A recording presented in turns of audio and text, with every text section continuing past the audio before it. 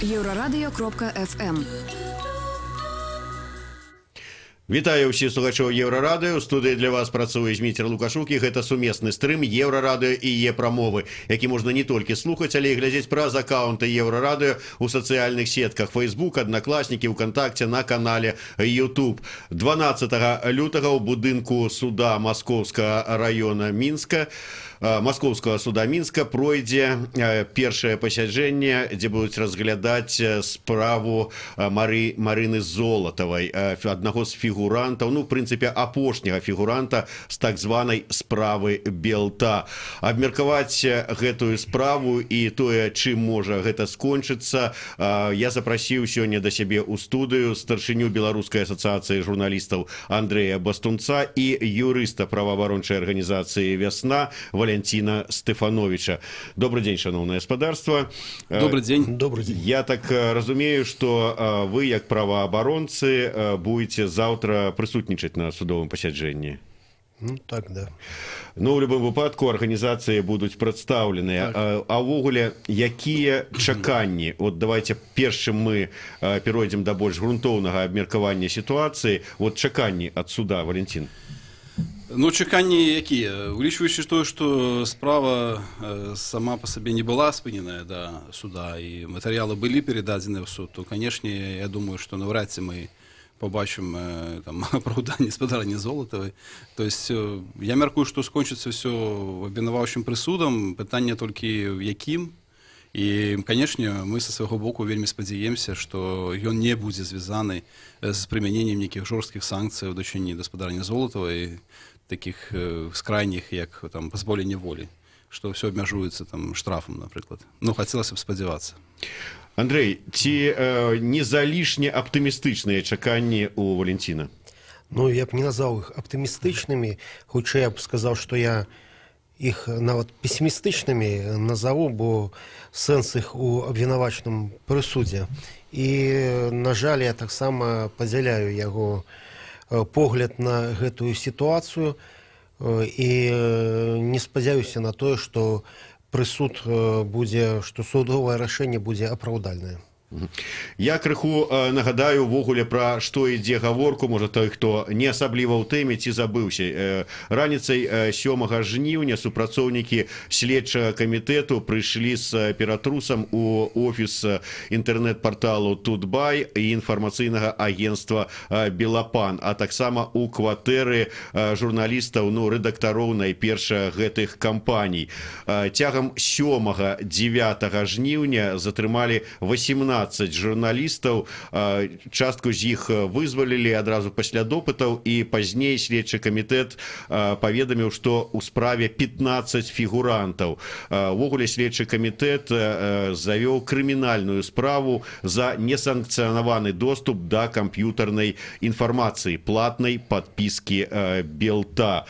Валентин, што пагражае паводле вот гэтага прысуду, калі казаць зараз канкрэтна пра Марыну Золатаву і той артыкул, па якім яе абвінавачваюць? Я нагадаю, што яе абвінавачваюць па артыкуле за, як там правильна гучыць? Бяздзеянне службовай асобы, ну, канкрэтна, калі пра яе казаць. І што па гэтым артыкуле пагражае? Ну, это даволі такі сур'ёзны артыкул, у адрозненне ад таго, які быў прыменены да астатніх фігурантаў этой справы, таму што ён прадугледжвае максімальны тэрмін пазбаўлення волі да 5 гадоў, і ніякай альтэрнатывы, акрамя штрафа, там няма, там абмежаванне волі ці арышта. І таксама прадугледжваецца магчымасць забароны на заняццё нейкай пэўнай пасадай ці заняццё нейкай пэўнай дзейнасцю, спалучанай з тым жа штрафам, напрыклад. Таму тэарэтычна можна чакаць, што, напрыклад, будзе забарона на, каб гаспадарня Золата займала пасаду галоўнага рэдактара партала Тутбай. Такое таксама выключаць нельга. Андрей, давайте вернемся до самой гэтай справы. Ад самага пачатку, як яна толькі ўзнікла, якое стаўленне ў Беларускай асацыяцыі журналістаў было да гэтай, ну, ўжо так званай справы Белта? Ну, зразумела, што наша стаўленне было цалкам адмоўным. Мы бачым у гэтай справе спробу рукамі следчага камітэта, ну а зараз ужо і суда,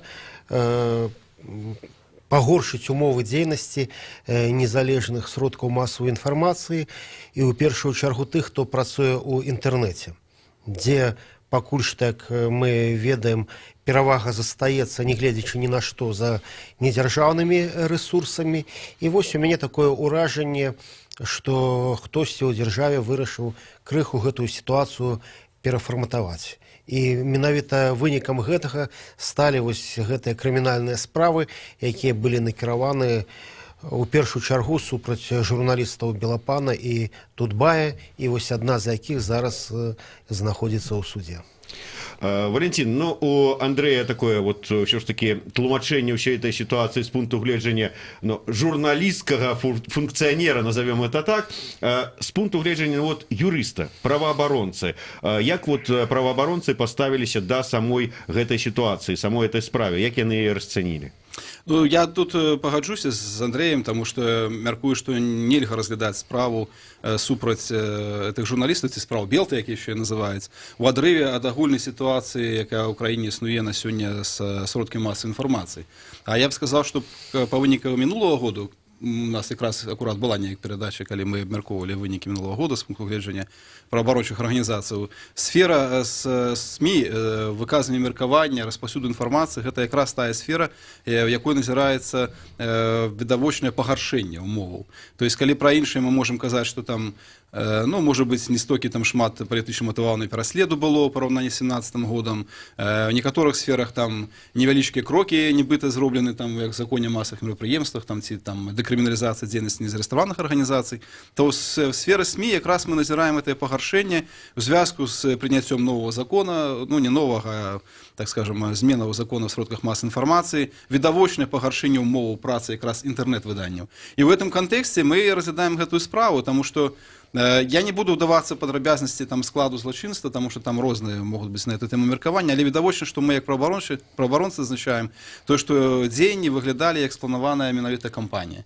То есть яны відавочна былі непрапорцыйна жорсткай этой рэакцыі. Затрыманні на 3 сутак цэлага шэрагу журналістаў. Гэта пры тым, што сам артыкул не прадугледжвае ўтрыманне пад вартай. То есть там санкцыі не дазваляюць людзей трымаць пад вартай, навошта было менавіта такія дзеянні падпрымаць у дачыненні да фігурантаў. Хаця, канешне, з іншага боку, юрысты могуць сказаць, што это закону не пярэчыць, таму што як падазраваных могуць затрымліваць на 3 сутак.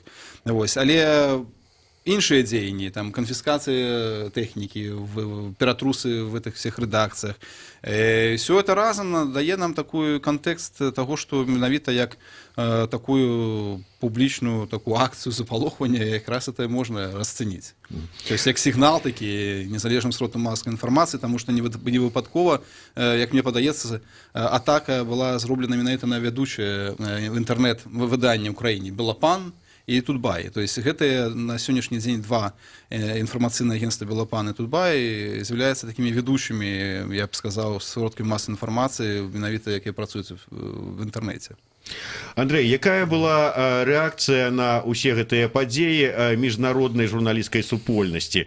Таму што з аднаго боку мы гаворым пра там наступ на свабоду слова, там запалохванне журналістаў. З другога боку мы маем інфармацыю, ну, как бы вот з боку праваахоўных органаў, следчага камітэта, што канкрэтна нарушана крымінальнае заканадаўства. Што вы хочаце, якая там свабода слова, якія наступы?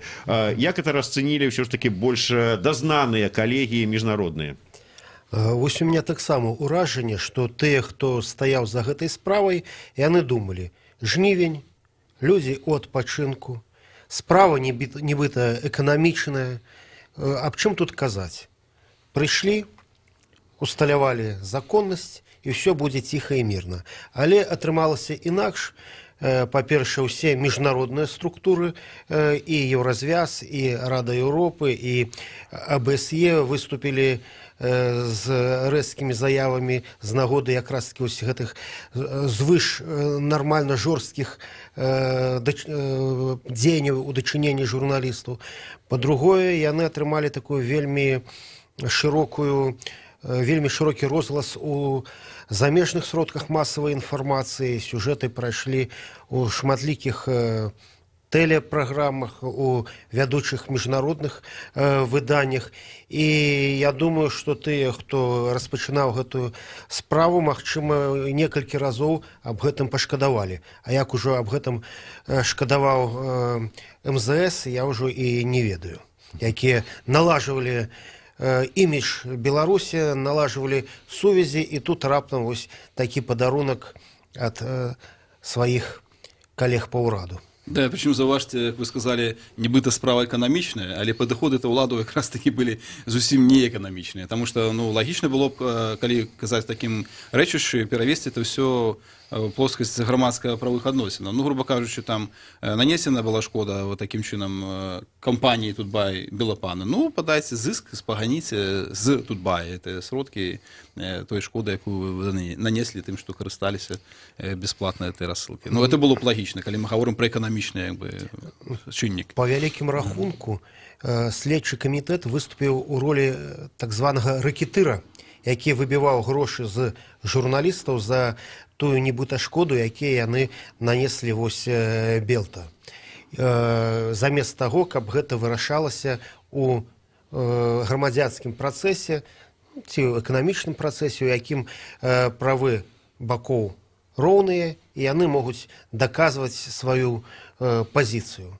У дадзеным выпадку журналісты былі пастаўлены перад умовамі фактычна выплаты кампенсацый дзеля таго, каб пазбегнуць крымінальнай адказнасці. І вось, дарэчы, самае дзіўнае, што пад крымінальнай адказнасцю засталася Марына Золатова, якая якраз таки не была, да якой не было прэтэнзіяў па тым артыкулам, па якім былі прэтэнзіі выдвинутыя для іншых журналістаў.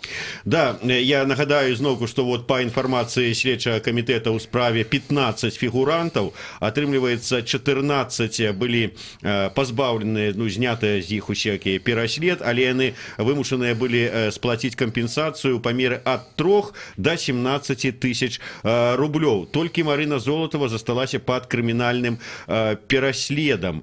І от сапраўды дзіўна, чаму вот толькі Марына Золатова засталася адна? Я мяркую, што логіка следства такая, што яна, будучы галоўным рэдактарам Тутбая, як службовая асоба, была в контексте, ведала дакладней, што робіцца яны падначалена, і нічога не рабіла. Бездзеянне аказала. Да, дарэчы, вот фігуруе такі запіс тэлефоннай размовы, дзе Марына Золатова нібыта вот прызнаецца, ці там прызнае, ці, карацей кажучы, што вот бралі бесплатна, ці там, я не знаю, так, кралі, грубо кажучы, у Белта, нібыта бы.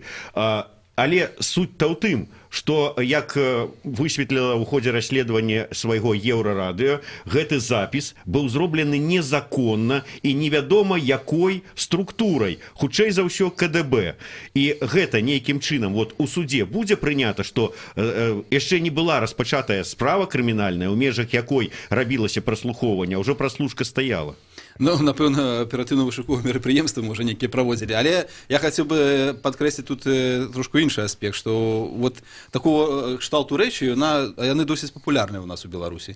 Калі яшчэ нават суд не распачаўся, а па тэлебачанні ўжо назначаюць, так сказаць, вінаватых, матэрыялы справы нейкім чынам агалошваюцца чамусьці незразумела, прычым у нас былі выпадкі, калі агалошваліся матэрыялы нават закрытых судовых паседжанняў, як па справе гэтага, я ўжо забыла яго прозвішча, Віцебского, якого судзілі за здраду радзіме, а потым перакваліфікавалі яго на справу. В Савецкай Беларусі чамусьці з'явіліся потым матэрыялы следства, хаця працэс быў закрыты.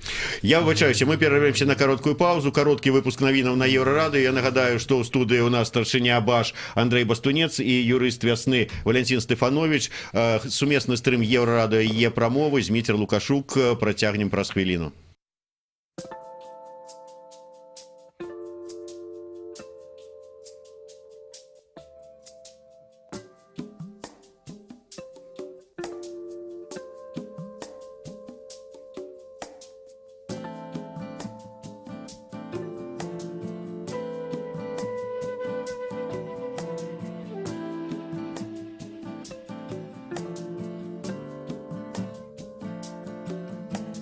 Белая лежить під вікном. Я маю собі шапку і шкарпетки з вовни. Мені всюди недобре і пиво в облом. Як мені збутися цієї журби, за вами сонячні дні?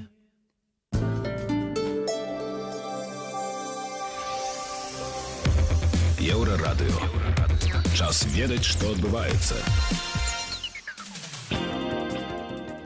Вітаю, каротка пра асноўныя падзеі. Нагадаю, што сёння раніцай 11 студзеня вучань 10 Б класа школы нумар 2 ў Столбцах 15гадовы Вадзім Мілашэўскі прыйшоў у школу з нажом ды напаў на настаўніцу і вучняў. Настаўніца і 15гадовы вучань забітыя, цяжка параненыя 2 старшакласнікі. У Столбцах працуе наш корэспандэнт Роман Пратасевіч, паведамляе з месца падзеяў. Сачыце за нашымі эфірамі.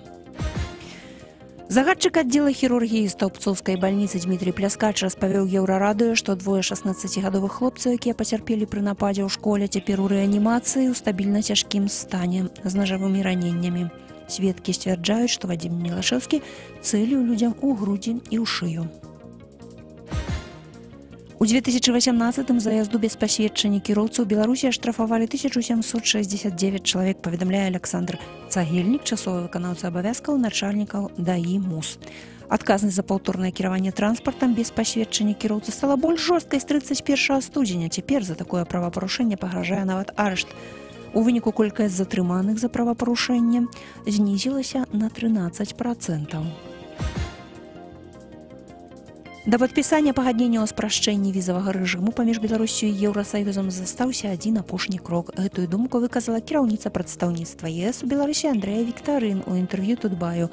Апошняй перашкодай стала прапанова Польшчы павялічыць колькасць консулаў. ЕС зрабіў афіцыйна ў Мінску кампрамісную прапанову ў гэтым пытанні, і калі бакі ўзгодняць гэтыя кампрамісы, завяршэнне працэдуры падпісання зойме 2 месяцы.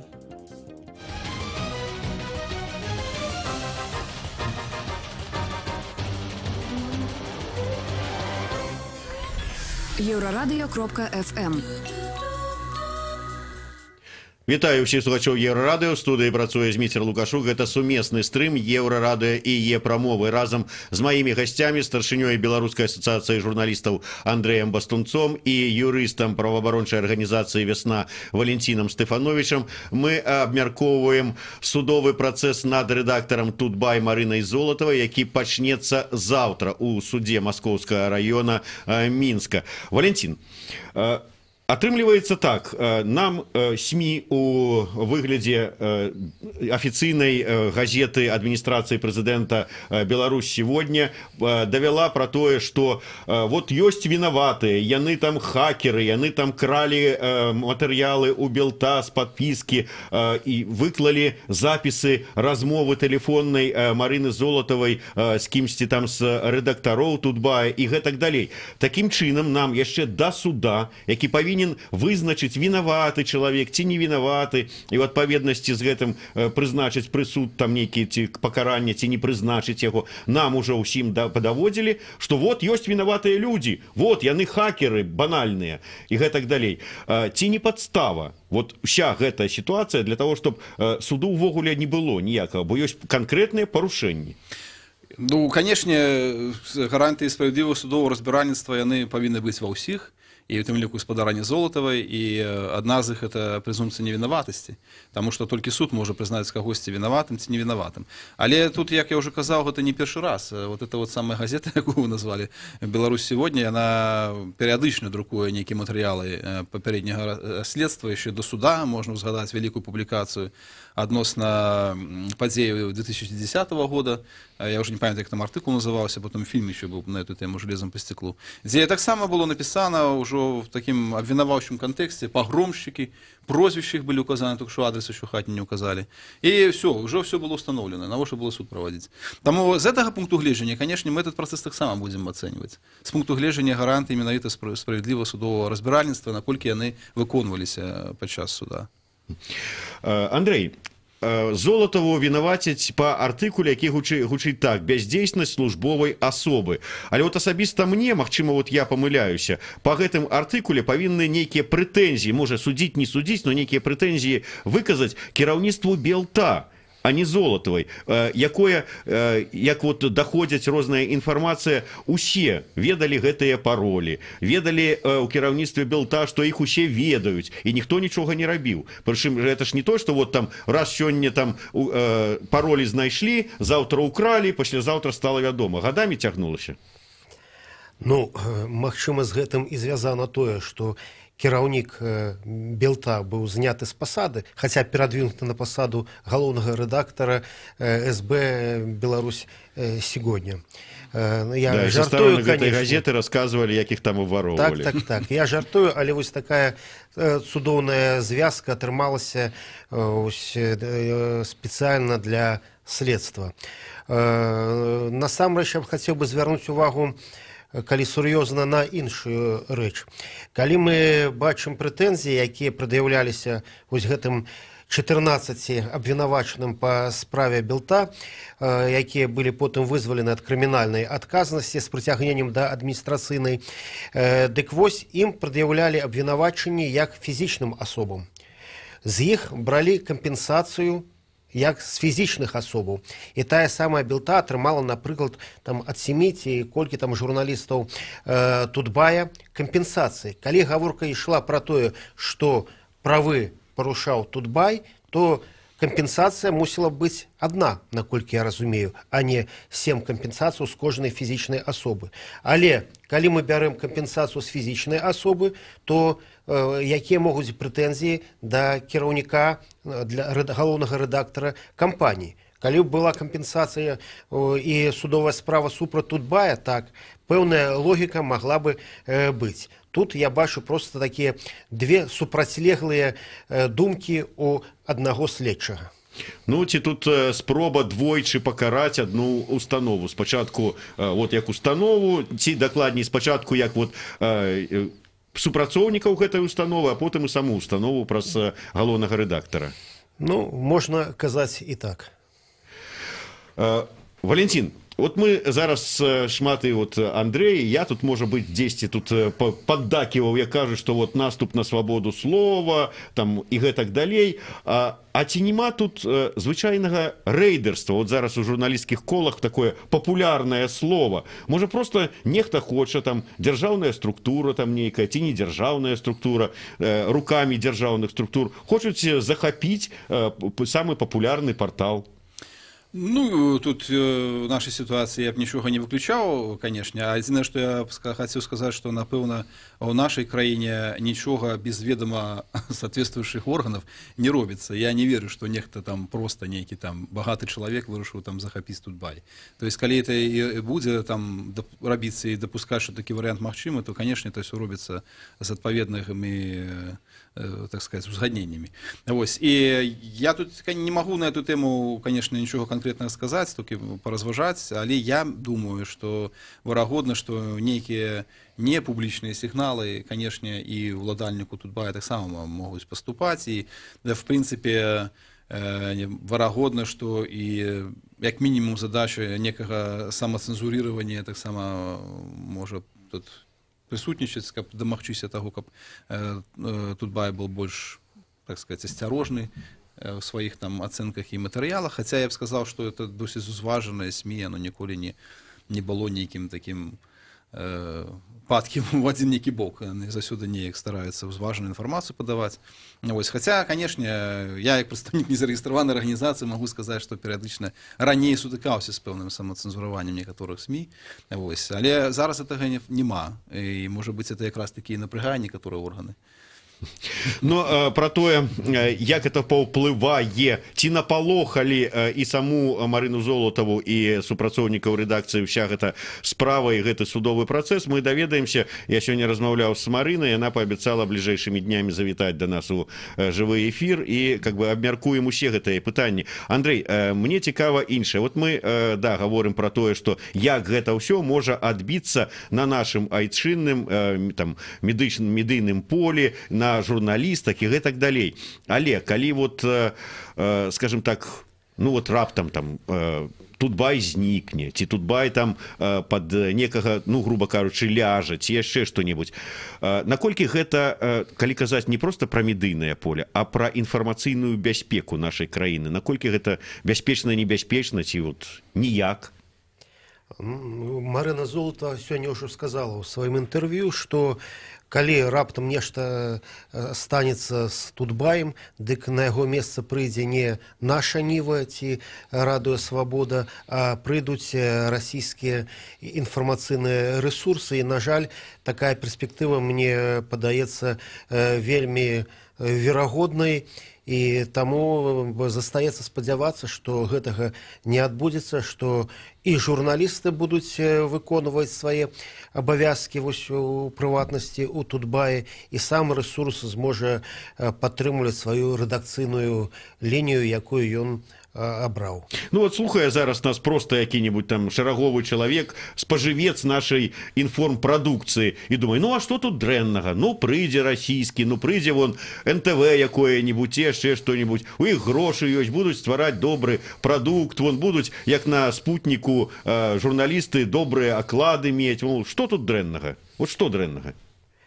На жаль, гэта насамрэч вельмі цесна звязана са словом нацыянальная бяспека, так, суверэнітэт, нацыянальны суверэнітэт, бо хто валодае інфармацыяй, валодае светам, як кажуць. Калі гэтай інфармацыяй будуць валодаць прадстаўнік вялікай дзяржавы, якая знаходзіцца на ўсход ад нас, то мы можам разумець, чым гэта можа скончыцца хаця б на прыкладзе тых краінаў, з якімі гэта дзяржава таксама мяжуе.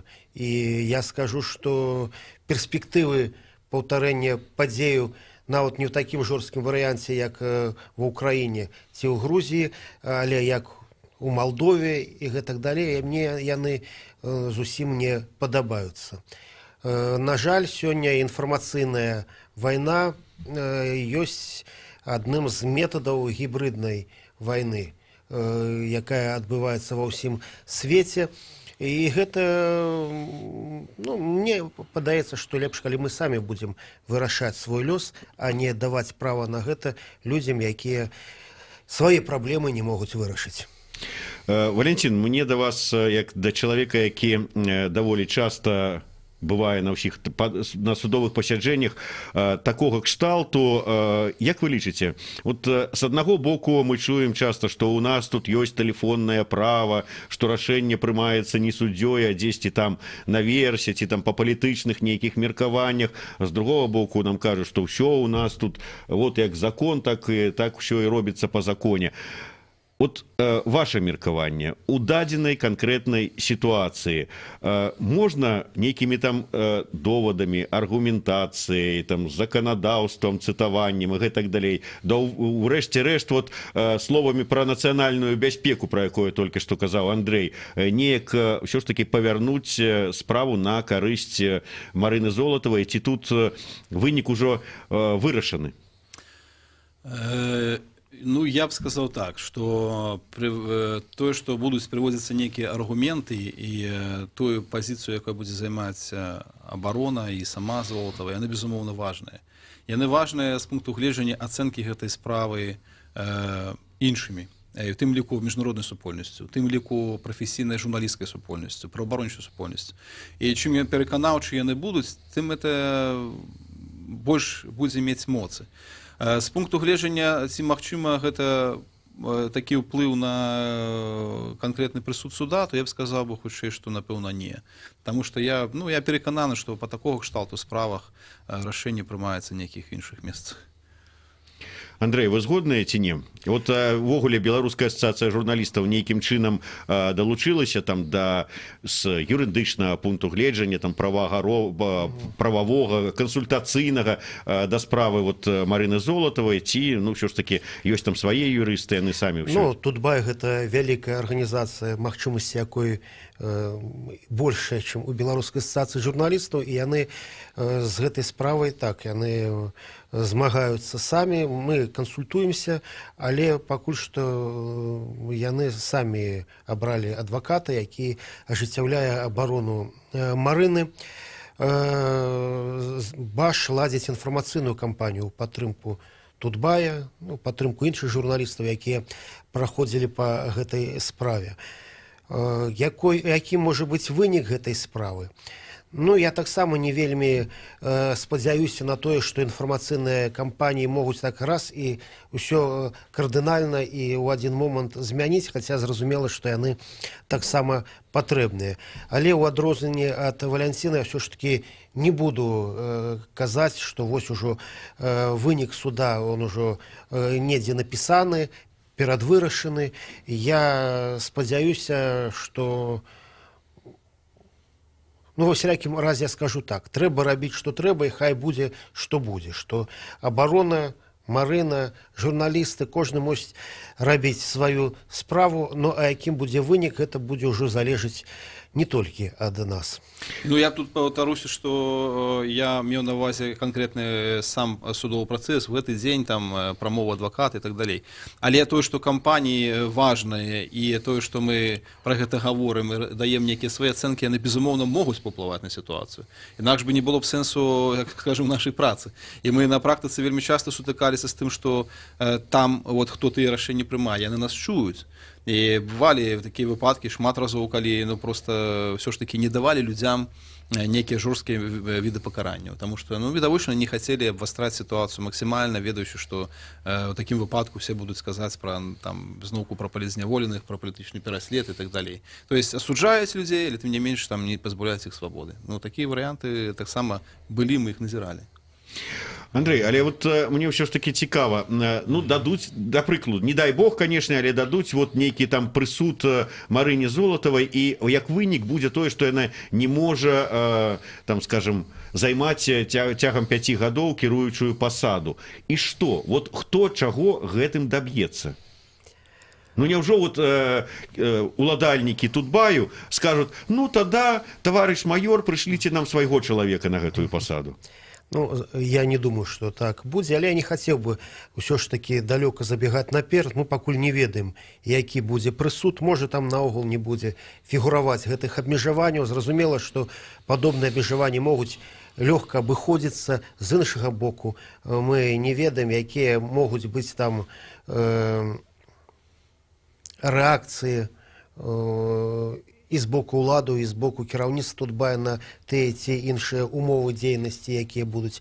Але я не стаў бы забегаць наперад, будзем чакаць прысуду, будзем яшчэ да таго бачыць, як будзе праходзіць судовы працэс, пачуем, чым кіравалася следства, калі яно вынесла абвінавачанне, перадало справу ў суд, паслухаем тыя пазіцыю з боку Марыны, з боку абароны яе, а там уже будем бачыць, як будзе сітуацыя развівацца. Вы выключаеце цалкам такую верагоднасць, што заўтра мы раптам пачуем прымірэнні бакоў?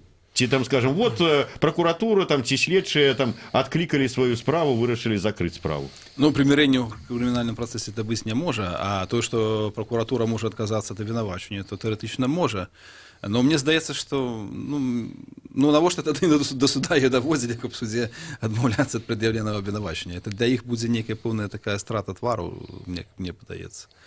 Андрей, журналісцкая салідарнасць ўсё ж такі важная справа.